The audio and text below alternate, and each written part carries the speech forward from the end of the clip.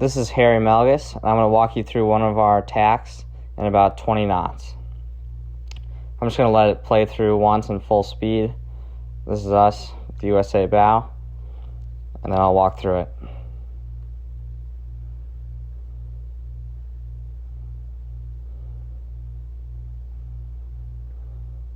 Okay, so on the entry of the tack, as a skipper, I'm thinking about having the boat really locked into the heel, which is flat boat is always best on the entry of the tack.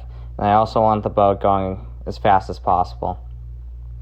I'm also communicating with the crew on when we are going to attack the boat.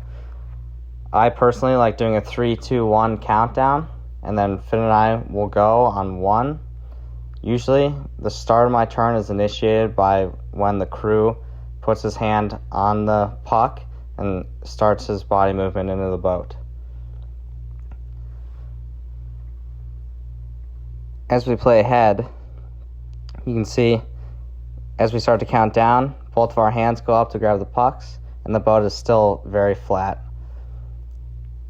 I'm turning up just slightly on the entry of the tack as we're moving our bodies in. And then, as you can see, we're moving into the boat. The turn is not very fast, so I'm moving the tiller just a slight amount, and that is so the boat stays relatively flat in the middle of the tack.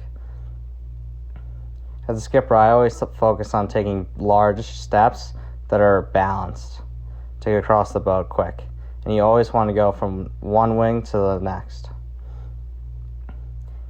As we reach the middle part of the tack, as the boat's just getting head to wind, I aggressively speed up the rate of turn by turning faster with the tiller. And this allows us to get through the eye of the wind and get onto the new tack faster to accelerate quicker. As you can see, we both try to hit the wing at the same time and hit the wire at the same time, just so the boat comes out balanced. On the exit of the tack, as you can see, Finn is already hooked into his bail, and he's focusing on trimming and keeping the boat flat to accelerate quick, and I'm still holding on, focusing on the steering to get the boat up to speed.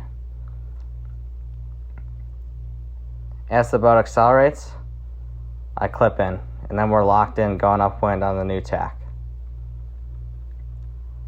The biggest thing we were focusing on in this camp in the breezy conditions was having the boat really balanced on the entry of the tack, meaning having the sails in the correct spot, both jib and main, for how windy it is.